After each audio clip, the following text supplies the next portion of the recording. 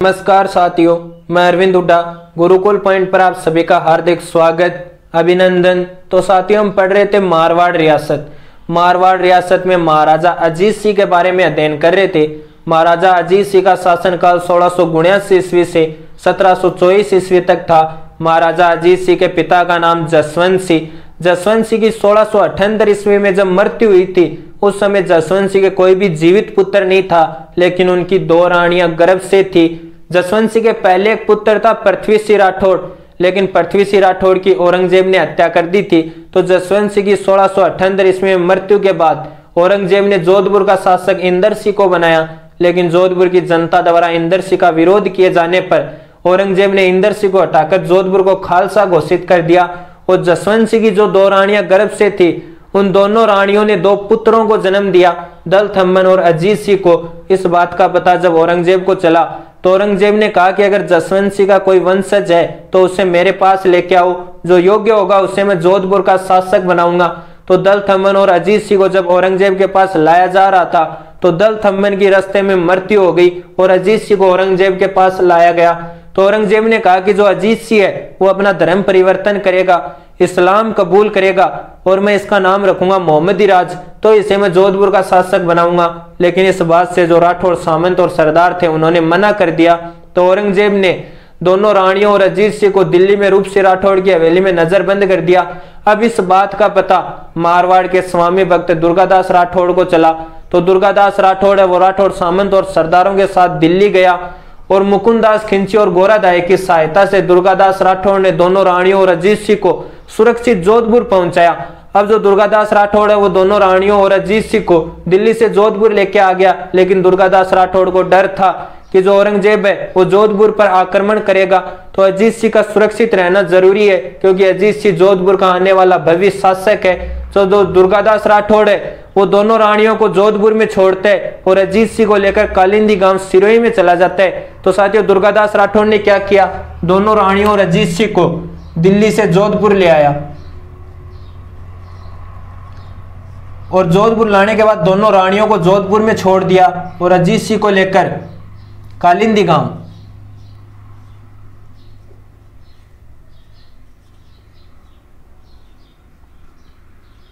और ये कालिंदी गांव है सिरोही में।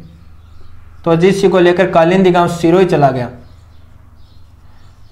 और साथियों, यहां कालिंदी गांव सिरोही में अजीत सिंह को जयदेव पुरोहित के घर रखा।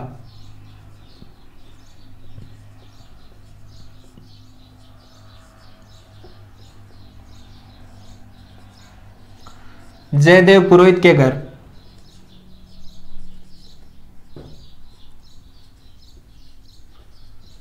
रखा। और साथियों, यहां पर जो सुरक्षा की जिम्मेदारी है कालिंदी गांव सिरोही में अजीत सिंह की, तो सुरक्षा की जिम्मेदारी दी गई।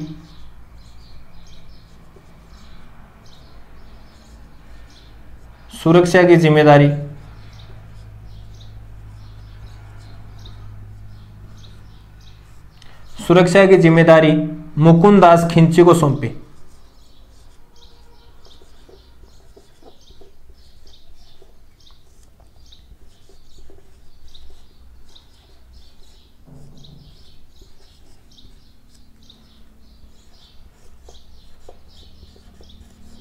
तो साथियों, जो दुर्गादास राठौड़ है वो दोनों रानियों को और अजीत सिंह को दिल्ली से जोधपुर ले आता है और दोनों रानियों को जोधपुर में छोड़ता है और अजीत सिंह को लेकर कालिंदी गांव सिरोही में चला जाता है। और यहाँ कालिंदी गांव सिरोही में अजीत सिंह को जयदेव पुरोहित के घर रखा, क्योंकि ये जो जयदेव है इसके भी अजीत सिंह की उम्र का कोई बच्चा था। तो कहा कि अगर आपसे कोई भी पूछे तो आप ये कहना कि मेरे जुड़वा पुत्र हुए हैं, किसी को भी ये नहीं पता चलना चाहिए कि ये वो जोधपुर का राजकुमार है, जोधपुर का आने वाला भविष्य शासक है। लेकिन साथियों, झूठ को कब तक छुपाया जा सकता है, इस बात का पता औरंगजेब को चल गया कि दुर्गादास ने अजीत सिंह को कालिंदी गांव सिरोही में कहीं रख रखा है। तो दुर्गादास राठौड़ ने सोचा कि औरंगजेब की सेना यहाँ आए उससे पहले हमें जगह बदलना उचित रहेगा। तो जो दुर्गादास राठौड़ है वो अजीत सिंह को कालिंदी गांव सिरोही से लेकर मेवाड़ आ जाता है। दुर्गादास राठौड़ ने क्या किया, अजीत सिंह को यहाँ कालिंदी गांव सिरोही से लेकर मेवाड़ आ गया।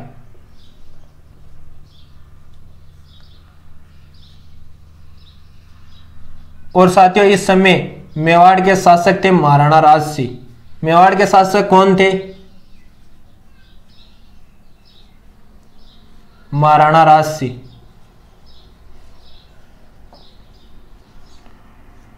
तो साथियों जो दुर्गादास राठौड़ है वो कालिंदी गांव सिरोही से अजीत सिंह को लेकर मेवाड़ आ जाते हैं और इस समय मेवाड़ के शासक थे महाराणा राजसिंह। तो दुर्गादास राठौड़ है वो महाराणा राजसिंह के पास आकर कहते हैं कि ये जसवंत सिंह का वंशज है, जोधपुर का आने वाला भव्य शासक है। औरंगजेब है वो इसे मारना चाहते हैं, मैं बड़ी मुश्किल से इसे दिल्ली से बचाकर आपके पास लाया हूं, आप हमारी सहायता करो। तो महाराणा राजसिंह ने दुर्गादास राठौड़ या आप ये भी कह सकते हो कि अजीत सिंह को, क्योंकि जो अजीत सिंह है वो उस समय बच्चा था लेकिन शासन काल तो अजीत सिंह का ही माना जाता है, तो महाराणा राजसिंह ने दुर्गादास या अजीत सिंह को शरण दी तथा रहने के लिए केलवा की जागीर दी। तो ये महाराणा राजसिंह क्या करते हैं, दुर्गादास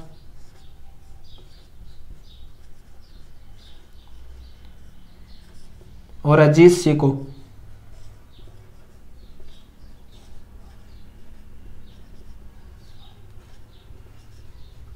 शरण दी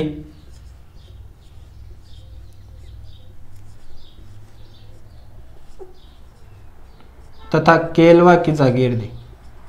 यह जो केलवा है ये राजसमंद में है, केलवा की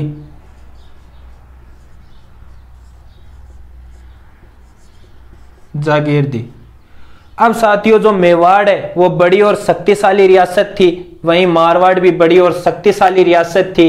मेवाड़ में सिसोदिया राजवंश चला करता था और मारवाड़ में राठौड़ राजवंश चला करता था। अब इनके बीच ये जो घटना हुई थी कि महाराणा राजसिंह ने दुर्गादास राठौड़ और अजीत सिंह को शरण दी तथा केलवा की जागीर दी, तो इसे इतिहास में राठौड़ सिसोदिया गठबंधन कहा गया। यह लिख लेना आप, वेरी इंपॉर्टेंट है, इसे इतिहास में इसे राठौड़ सिसोदिया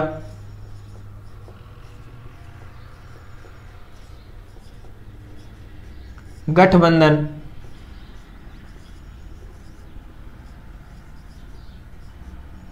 कहा गया।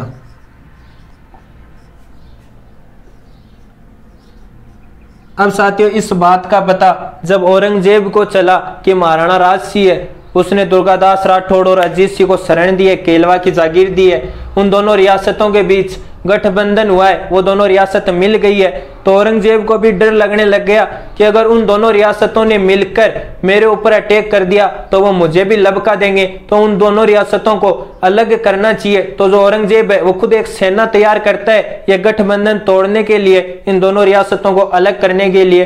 तभी औरंगजेब के किसी मंत्री ने औरंगजेब से कहा कि आप क्यों जा रहे हो, आपका पुत्र है अकबर सेकंड जो अजमेर में है, आप अकबर सेकंड को भेज दो। तो औरंगजेब है वो अपने पुत्र अकबर सेकंड को कॉल करता है और कहता है कि तेरे पास में दो रियासत है, मेवाड़ और मारवाड़, उन दोनों रियासतों के बीच गठबंधन हुआ है, वो दोनों रियासत मिल गई है जो कि हमारे लिए खतरा है, तो तू जा और उन दोनों रियासतों को अलग कर। तो जो अकबर सेकंड है वो अजमेर से अपनी सेना लेकर नाडोल की ओर आ जाता है। तो साथियों औरंगजेब क्या करता है, इस गठबंधन को तोड़ने के लिए अपने पुत्र अकबर सेकंड को भेजता है। लिखना कि औरंगजेब ने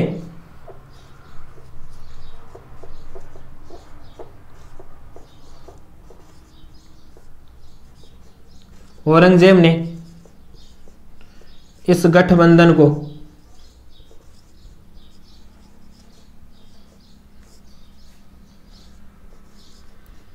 तोड़ने के लिए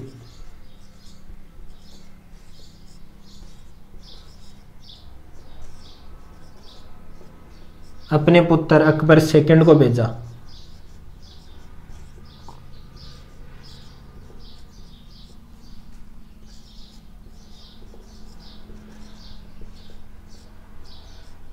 लेकिन साथियों जो दुर्गादास राठौड़ है वो अपनी कूटनीति का प्रयोग करते हुए इस अकबर सेकंड को अपनी ओर मिला लेता है।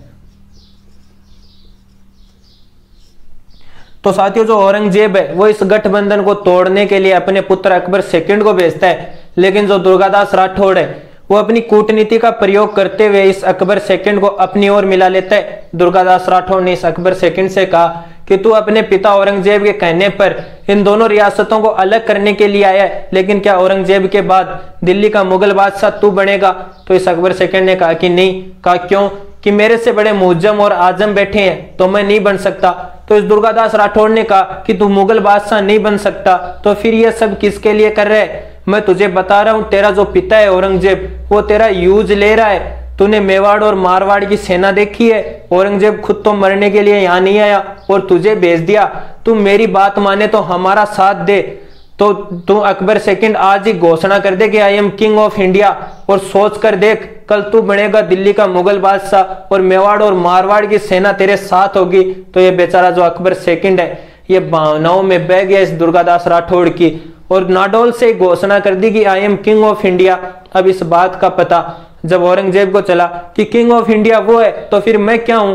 तो जो औरंगजेब है उसने खुद एक विशाल सेना तैयार की और यहां आकर पड़ाव डाला। तो जो औरंगजेब है उसे पता था कि मेवाड़ भी बड़ी रियासत है, मारवाड़ भी बड़ी रियासत है, और जो मेरा पुत्र है अकबर सेकंड, उसके पास भी तो सेना है और वो उनसे मिल गया तो वो भी मेरे विरुद्ध लड़ सकते हैं। तो औरंगजेब है उसने अपनी सेना का पड़ाव डाला और अपनी कूटनीति बनाता है। औरंगजेब ने अपनी कूटनीति का प्रयोग करते हुए एक जाली पत्थर तैयार किया कि पिताजी आपके कहे अनुसार मैंने इन दोनों को अपनी बातों में ले लिया है। कल सुबह आप जब आओगे, युद्ध शुरू होगा, तो मैं इन दोनों को आपको सौंप दूंगा। आज्ञा से आपका आज्ञाकारी पुत्र अकबर सेकंड। और ये पत्थर दुर्गादास राठौड़ के पास भेज दिया। दुर्गादास राठौड़ ने जब ये पत्थर देखा तो दुर्गादास राठौड़ ने सोचा कि हो सकता है औरंगजेब है वो अकबर सेकंड का पिता है और अकबर सेकंड ने अपने पिता के कहने पर यह सब किया होगा। तो दुर्गादास राठौड़ है वो ये पत्थर महाराणा राज सिंह को दिखाता है। तो राज सिंह ने भी कहा कि हो सकता है। तो महाराणा राज सिंह है वो अपनी सेना लेकर मेवाड़ लौट जाता है और जो दुर्गादास राठौड़ है वो भी सैनिकों को पीछे हटाकर मारवाड़ की ओर मूवमेंट कर लेता है। अब जो अकबर सेकंड है वो सुबह उठते हैं तो कहा कि कहां गए रे वो दोनों? तो सैनिकों ने कहा कि वो तो लौट गए अपनी अपनी रियासत। तो जो ये अकबर सेकंड है ये भागकर दुर्गादास राठौड़ के पास जाता है और कहता है कि क्या कर रहे हो रे अंकल जी, तुम मरवाओगे क्या मुझे? पहले तो मुझसे कह दिया और मुझसे बुलवा दिया कि I am king of India, और वो मेरा बाप डाकिया आदमी जब सेना लेकर आ गया तो आप अपनी अपनी रियासत लौट गए। तो जो दुर्गादास राठौड़ है उसने इस अकबर सेकंड को वो पत्थर दिखाया। तो अकबर सेकंड ने कहा कि मैं आपको बता रहा हूं, मेरा जो पिता है वो बड़ा ही कमीना आदमी है, वो कूटनीति का प्रयोग करके ये पत्थर तैयार किया है। ये जाली पत्थर है, हमें अलग करने के लिए औरंगजेब ने ये जाली पत्थर लिखा है। तो इस दुर्गादास राठौड़ ने कहा कि अब तो कुछ नहीं हो सकता, क्योंकि जो सेना है वो भी अपनी अपनी रियासत लौट चुकी है, युद्ध की तैयारियां भी नहीं है। लेकिन तू दक्षिण भारत शिवाजी के पुत्र है संभाजी, उनकी शरण में चला जा, अब तेरी सहायता वही कर सकते हैं। तो इस अकबर सेकंड ने कहा कि मैं दक्षिण भारत संभाजी की शरण में तो चला जाऊं, लेकिन दो बड़ी प्रॉब्लम है। पहली तो वो मेरा बाप डाके आदमी यहाँ सेना लेकर आ गया, यहाँ से नहीं निकलने देगा, और अगर मैं यहाँ से निकल जाऊंगा तो रास्ते में कितनी मुगल चौकियां आएंगी, वो मेरे को दक्षिण भारत नहीं पहुंचने देंगे। और दूसरे मेरे दो पुत्र और पुत्री भी यही हैं, उन्हें मैं कहां छोड़कर जाऊं। तो इस दुर्गादास राठौड़ ने कहा कि तेरे पुत्र और पुत्री की जिम्मेदारी मेरी है, उनकी सुरक्षा मैं करूंगा, उनका लालन पालन मैं करूंगा। और दुर्गादास राठौड़ ने इस अकबर सेकंड को मुगल चौकियां नदी नाले पार करते हुए दक्षिण भारत शिवाजी के पुत्र संभाजी की शरण में पहुंचाया और अकबर सेकंड के पुत्र और पुत्री का लालन पालन किया, उनकी सुरक्षा की, उन्हें मुगल शिक्षा दिलाई। तो साथियों यहाँ हमें बस इतना ही ध्यान रखना है कि जो दुर्गादास राठौड़ है वो दिल्ली से दोनों रानियों और अजीत सिंह को लेकर जोधपुर आ जाता है, और दोनों रानियों को जोधपुर में छोड़कर अजीत सिंह को लेकर कालिंदी गांव सिरोही में चला जाता है। और यहाँ सिरोही के अंदर कालिंदी गांव में अजीत सिंह को जयदेव पुरोहित के घर रखा और जो सुरक्षा की जिम्मेदारी है वो मुकुंदास खिंची को सौंपी। लेकिन इस बात का पता जब औरंगजेब को चला तो दुर्गादास राठौड़ है वो अजीत सिंह को लेकर मेवाड़ आ जाते, और इस समय मेवाड़ के जो शासक थे वो महाराणा राज सिंह थे। तो महाराणा राज सिंह ने दुर्गादास राठौड़ और अजीत सिंह को शरण दी और रहने के लिए केलवा की जागीर दी। अब जो मेवाड़ और मारवाड़ है वो दोनों ही बड़ी और शक्तिशाली रियासत थी। मेवाड़ में सिसोदिया राजवंश चला करता था और मारवाड़ में राठौड़ राजवंश चला करता था। तो ये जो घटना हुई थी इनके बीच कि दुर्गादास राठौड़ और अजीत सिंह को महाराणा राज सिंह ने शरण दी और केलवा की जागीर दी, तो इसे इतिहास में राठौड़ सिसोदिया गठबंधन कहा गया। और औरंगजेब है उसने इस गठबंधन को तोड़ने के लिए अपने पुत्र अकबर सेकंड को भेजा। फिर लिखना कि औरंगजेब ने अपनी कूटनीति का प्रयोग करते हुए अपने पुत्र अकबर सेकंड को दुर्गादास और महाराणा राज सिंह से अलग किया। फिर लिखना अकबर सेकंड ने अपने पुत्र और पुत्री की जिम्मेदारी दुर्गादास राठौड़ को सौंपकर खुद दक्षिण भारत संभाजी की शरण में चला गया। और साथियों यहाँ पर औरंगजेब को सफलता नहीं मिलती है, तो औरंगजेब है वो दिल्ली वापस लौट जाता है। अब साथियों हम बात करेंगे अकबर सेकंड के पुत्र और पुत्री की कि किस प्रकार दुर्गादास राठौड़ ने उनका लालन पालन किया, किस प्रकार उनकी सुरक्षा की। तो साथियों एक बार यहां तक क्लियर करो, फिर बात करते हैं आगे।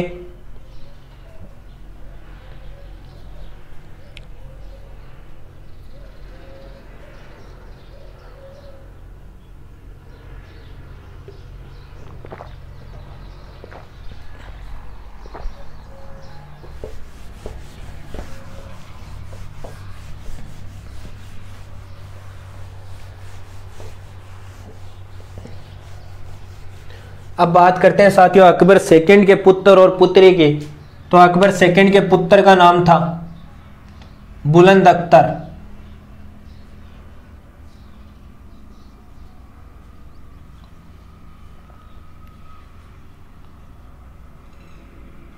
बुलंद अख्तर और पुत्री का नाम था सफियतुन्निसा।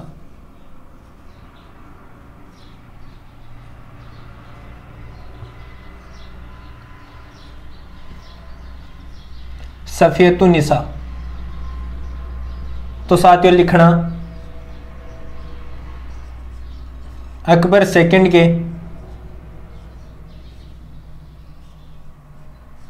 पुत्र और पुत्री।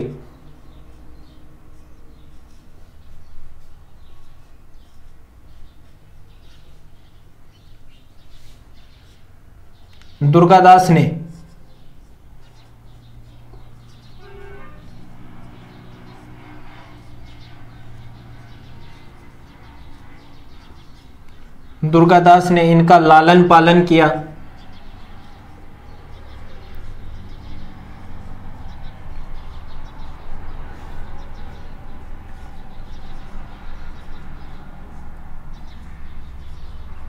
तथा मुगल शिक्षा दिलाई।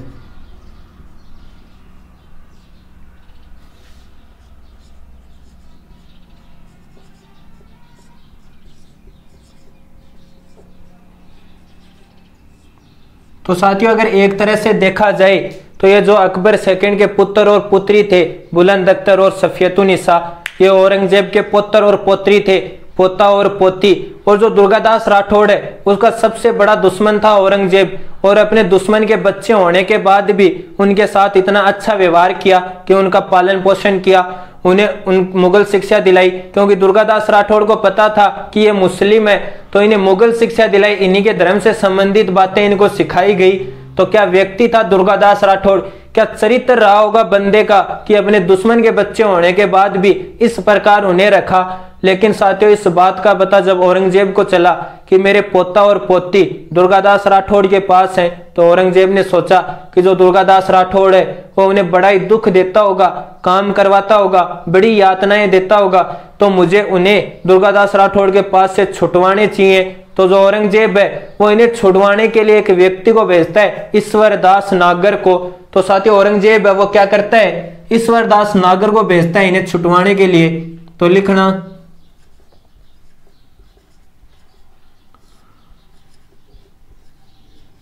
ईश्वरदास नागर के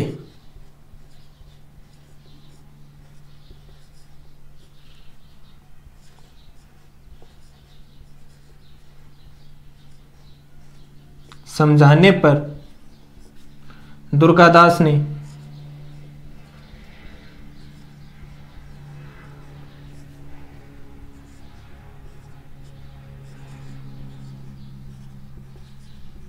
इनको औरंगजेब को सौंप दिया।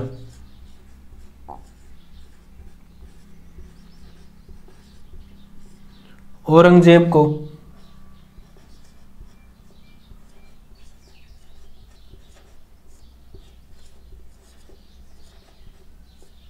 सौंप दिया। फिर लिखना साथियों औरंगजेब ने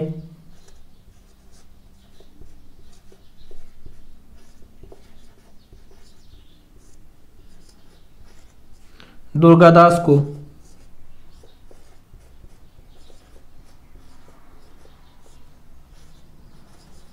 मेड़ता, जैतारण और सिवाना की जागीर दी।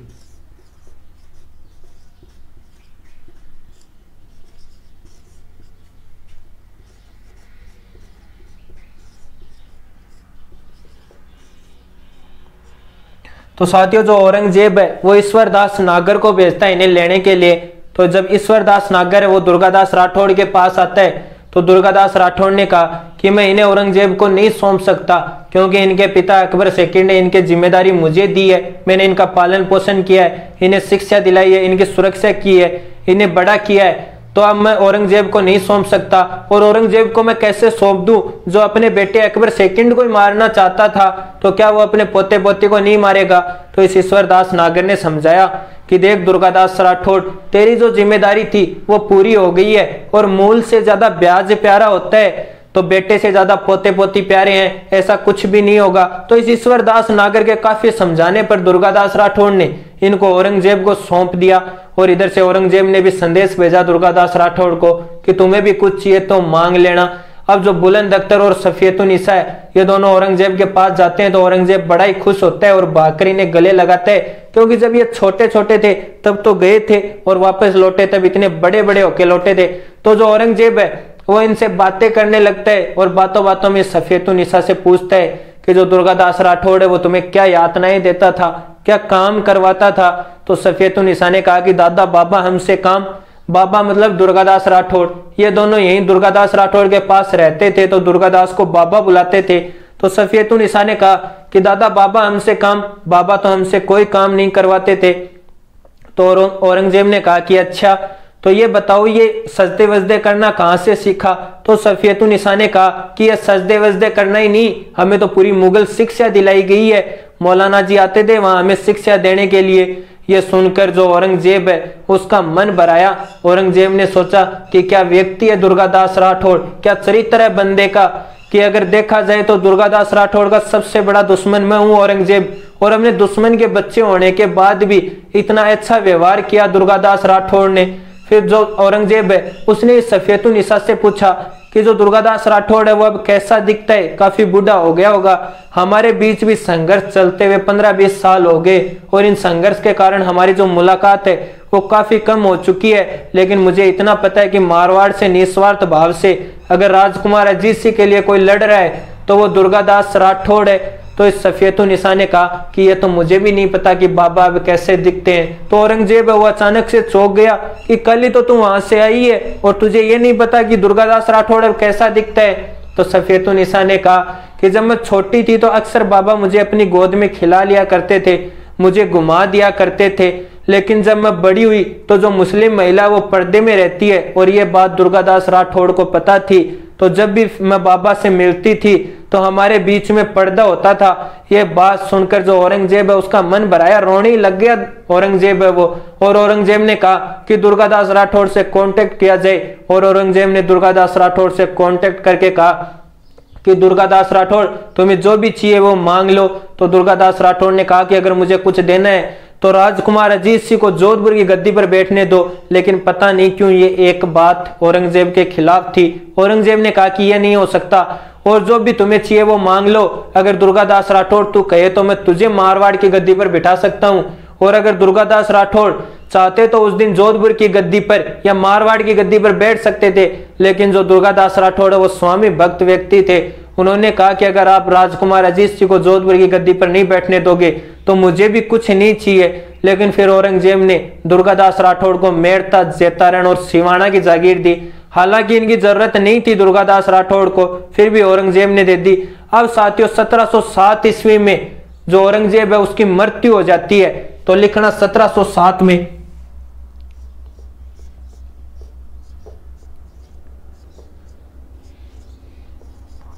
औरंगजेब की मृत्यु।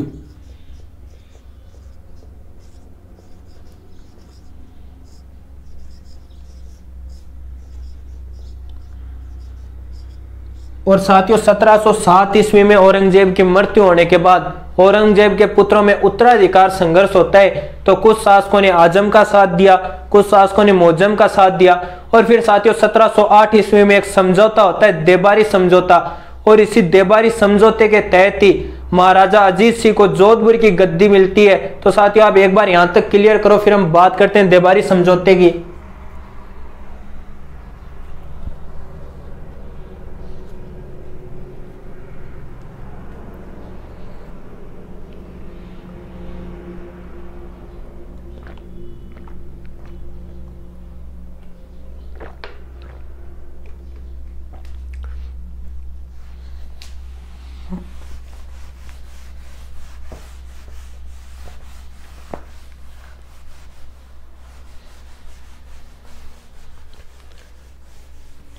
अब साथियों बात करें देबारी समझौते की, तो जो देबारी समझौता है वो 1708 ईस्वी में होता है।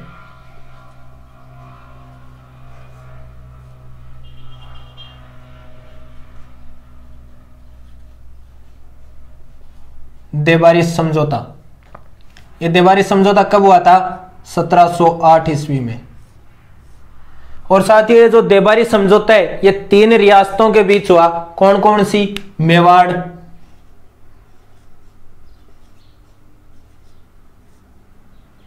आमेर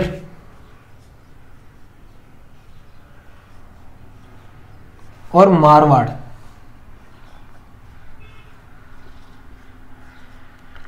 अब साथियों जब हम मेवाड़ रियासत पढ़ेंगे तो भी ये देबारी समझौता आएगा, आमेर रियासत पढ़ेंगे तो भी ये देबारी समझौता आएगा, और मारवाड़ रियासत पढ़ रहे हैं तो भी ये देबारी समझौता आया।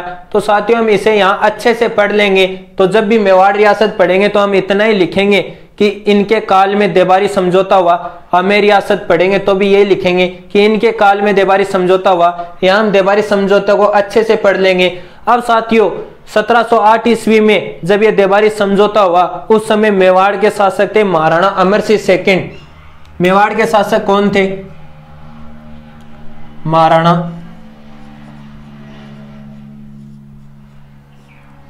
अमर सिंह सेकंड।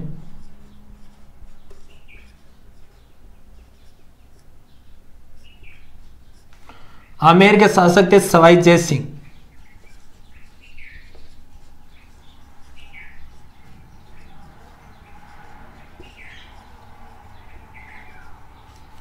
और मारवाड़ के शासक थे महाराजा अजीत सिंह।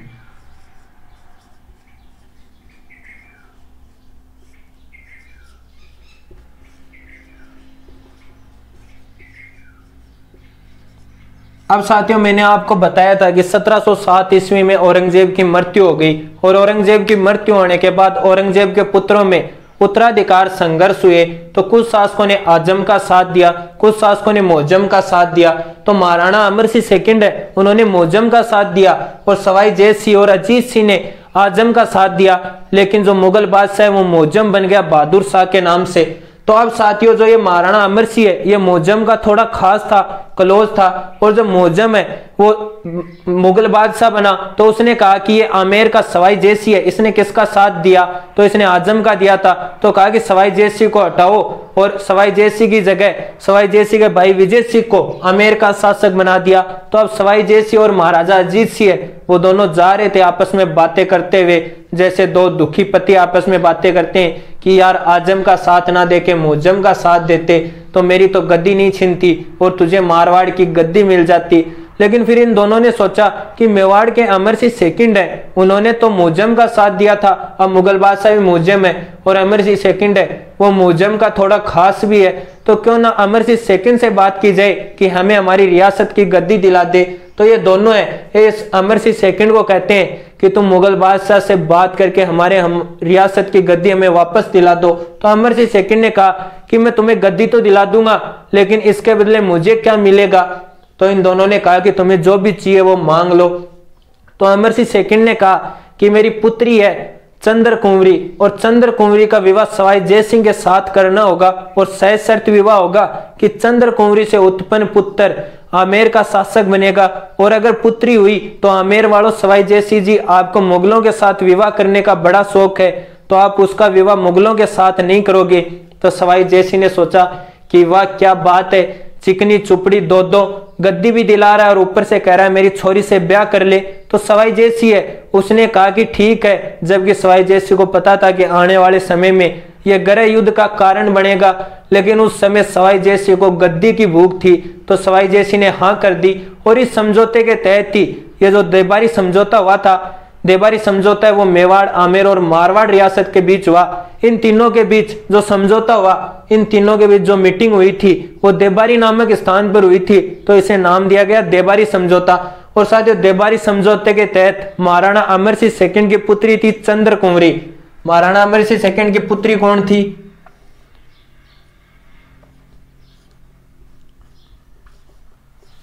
पुत्री चंद्र कुंवरी। और चंद्र कुंवरी का सशर्त विवाह हुआ सवाई जय सिंह के साथ।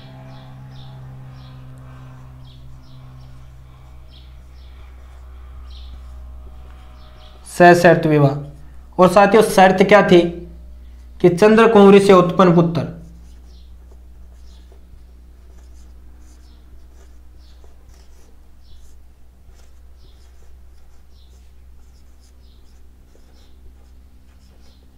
चंद्र कुंवरी से उत्पन्न पुत्र आमेर का शासक बनेगा।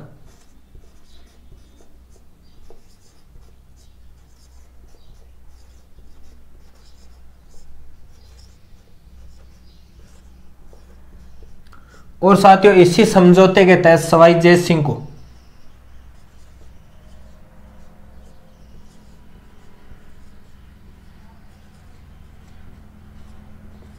इस समझौते के तहत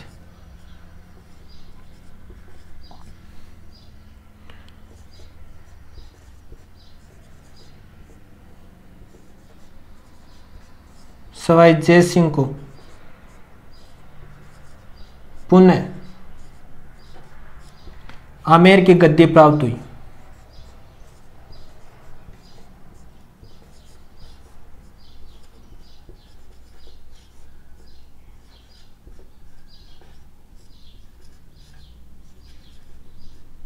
और साथियों इधर महाराजा अजीत सिंह को भी इस समझौते के तहत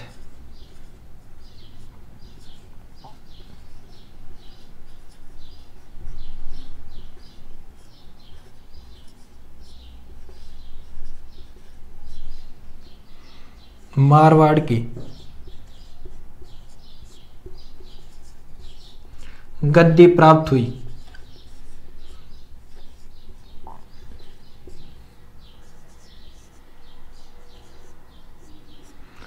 तो साथियों जो देबारी समझौता है 1708 ईस्वी में हुआ और जो देबारी समझौता है वो 3 रियासतों के बीच हुआ, मेवाड़, आमेर और मारवाड़। इस समय मेवाड़ के शासक थे महाराणा अमर सिंह सेकंड, आमेर के शासक थे सवाई जय सिंह और मारवाड़ के शासक थे महाराजा अजीत सिंह। अब इन तीनों के बीच जो ये मीटिंग हुई थी, ये समझौता हुआ था, ये देबारी नामक स्थान पर हुआ था, तो इसे नाम दिया गया देबारी समझौता। और इस समझौते के तहत महाराणा अमर सिंह सेकंड की पुत्री थी चंद्र कुंवरी और चंद्र कुंवरी का सशर्त विवाह हुआ सवाई जय सिंह के साथ। और शर्त यह थी कि चंद्र कुंवरी से उत्पन्न पुत्र आमेर का शासक बनेगा और अगर पुत्री हुई तो आमेर वालों, अमर सिंह सवाई जय सिंह जी, आप उसका विवाह मुगलों के साथ नहीं करोगे क्योंकि आपको मुगलों के साथ विवाह करने का बड़ा शौक है। तो साथियों इस समझौते के तहत, देबारी समझौते के तहत सवाई जय सिंह को पुनः आमेर की गद्दी प्राप्त हुई और महाराजा अजीत सिंह को मारवाड़ की गद्दी प्राप्त हुई।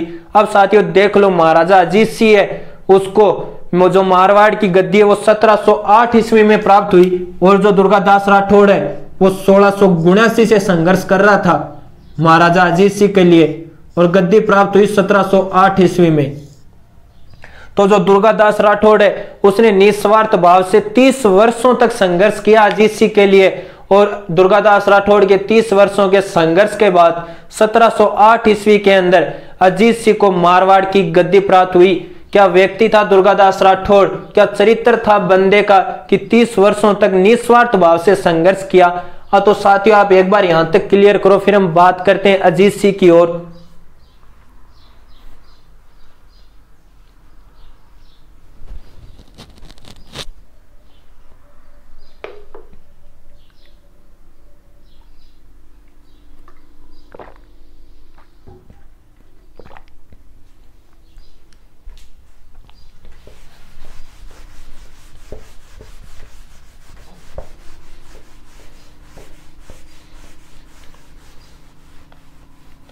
अब साथियों अगर अजीत सिंह की और बात की जाए तो नोट पॉइंट लगा के लिखना कि अजीत सिंह ने अपनी पुत्री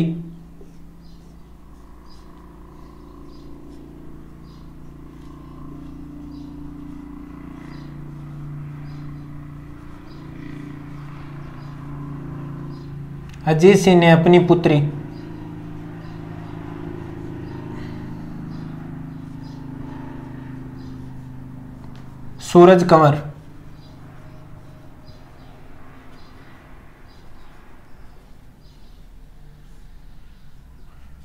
कंवर का विवाह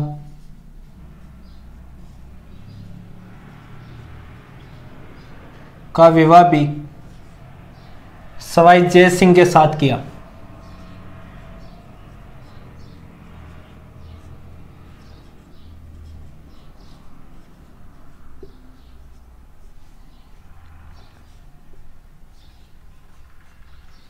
सवाई जय सिंह के साथ किया।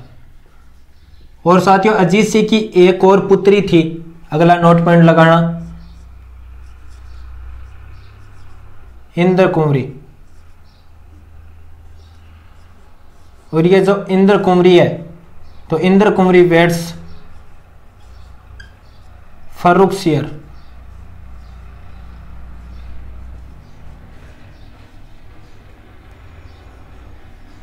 और ये जो फर्रुखसियर है ये मुगल बादशाह था।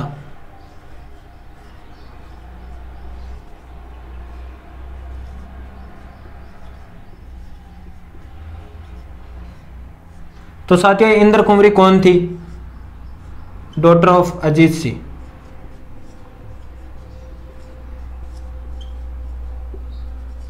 और ये जो विवाह है ये 1715 ईस्वी के आसपास हुआ। तो साथियों अजीत सिंह ने अपनी पुत्री सूरज कंवर का विवाह वो भी सवाई जय सिंह के साथ किया। और अजीत सिंह की एक और पुत्री थी इंद्र कुंवरी, इसका विवाह मुगल बादशाह फर्रुखसियर के साथ हुआ 1715 ईस्वी के आसपास। यह इंपॉर्टेंट नहीं है, इंपॉर्टेंट ये है साथियों, नोट पॉइंट लगा के लिखना, यह अंतिम राजपूत मुगल विवाह था। नोट पॉइंट लगाना, यह है अंतिम राजपूत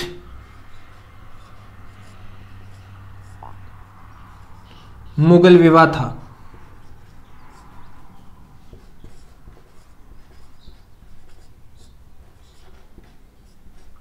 तो साथियों अंतिम राजपूत मुगल विवाह कौन सा था? इंद्र कुंवरी वेड्स फर्रुखसियर। इंद्र कुंवरी अजीत सिंह की पुत्री थी। और जो प्रथम राजपूत मुगल विवाह था वो आमेर की हरकाबाई वेड्स अकबर।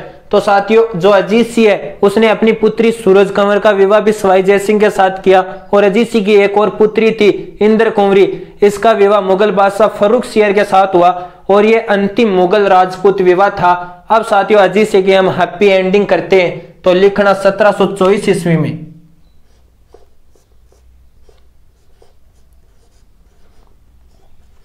1724 ईस्वी में अजीत सिंह के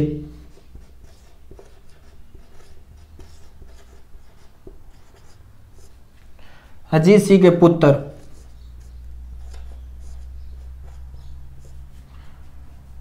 बख्त सिंह ने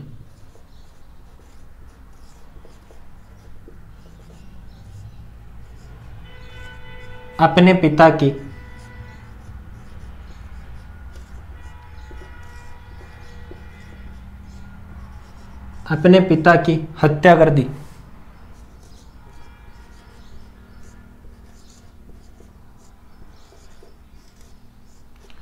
तो साथियों 1724 ईस्वी में अजीत सिंह के पुत्र बख्त सिंह ने अपने पिता की हत्या कर दी। और साथियों अपने पिता की जो हत्या करता है उसे कहते हैं पितरहंता। तो मारवाड़ में पहले भी कोई पितरहंता हुआ था क्या? तो साथियों हुआ था, मालदेव, जिसने अपने पिता गंगा की हत्या की थी। और जो बख्त सिंह है, तो जो मालदेव है वो था मारवाड़ का प्रथम पितरहंता, और जो बख्त सिंह है वो है मारवाड़ का दूसरा पितरहंता। तो लिख लेना, मारवाड़ का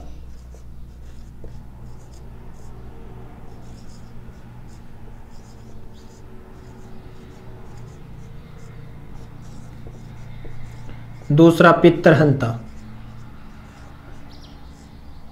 तो साथियों जो बख्त सिंह है वो मारवाड़ का दूसरा पितरहंता है। और मारवाड़ का प्रथम पितरहंता मालदेव है, जिसने अपने पिता गंगा की हत्या की थी।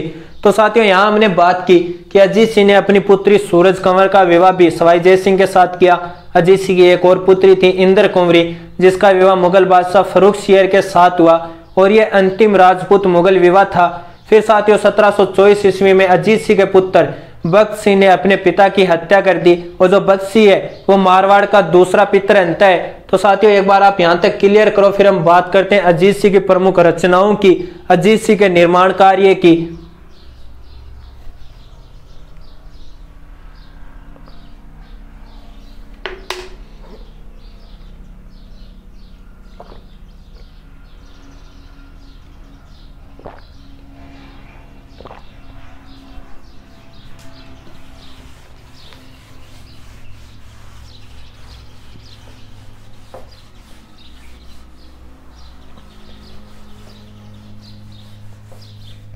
अब साथियों बात करें अजीत सिंह की प्रमुख रचनाओं की।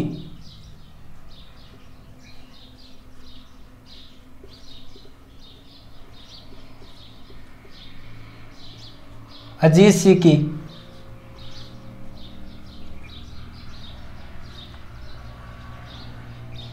प्रमुख रचनाएं।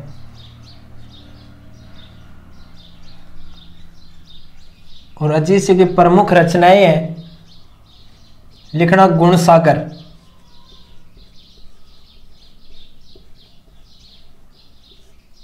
फिर साथियों सेकंड है निर्वाण रादुआ,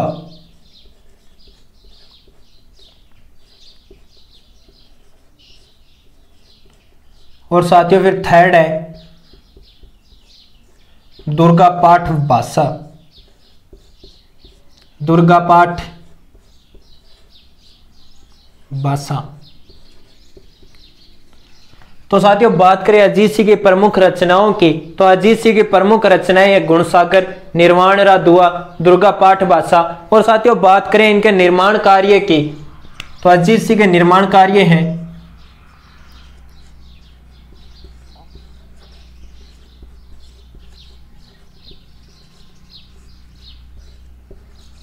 अजीत सिंह के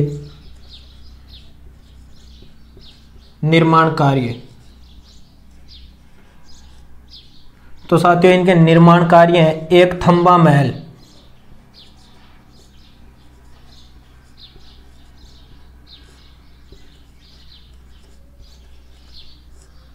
और साथियों बात करें एक थंबा महल की, तो इसे प्रहरी मीनार भी कहा जाता है।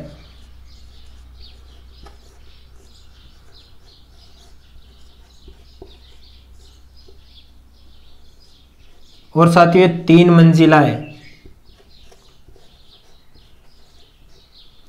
फिर अगर और बात की जाए तो साथियों अजीत सिंह का सेकंड निर्माण कार्य है गोरादाय की छतरी।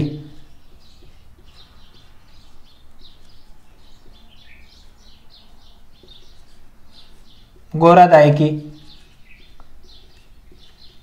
छतरी, और ये गोरादाय की छतरी जोधपुर में है।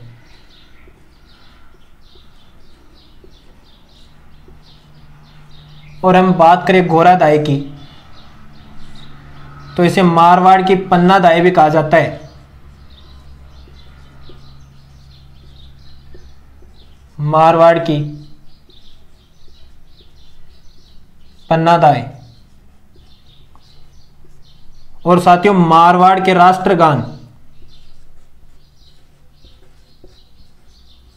मारवाड़ के राष्ट्रगान, मारवाड़ का राष्ट्रगान क्या है? दुस्सो। तो मारवाड़ के राष्ट्रगान दुस्सो में भी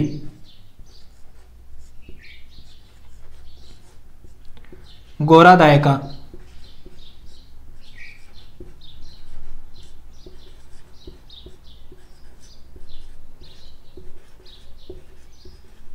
उल्लेख किया जाता है।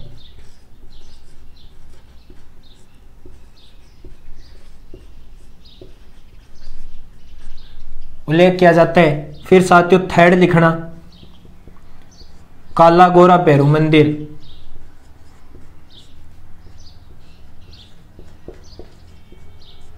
काला गोरा भैरू मंदिर, और ये काला गोरा भैरू मंदिर है, यह भी जोधपुर में है।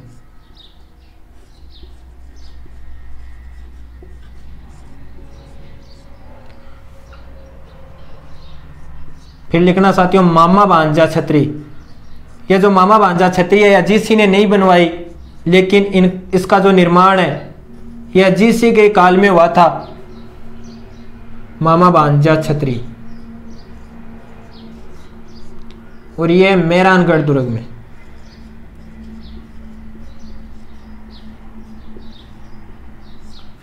मेहरानगढ़ दुर्ग। तो साथियों बात करें अजीत सिंह के निर्माण कार्य की, तो अजीत सिंह ने एक थंबा महल का निर्माण करवाया, और यह कहां पर है? तो लिख लेना मंडोर।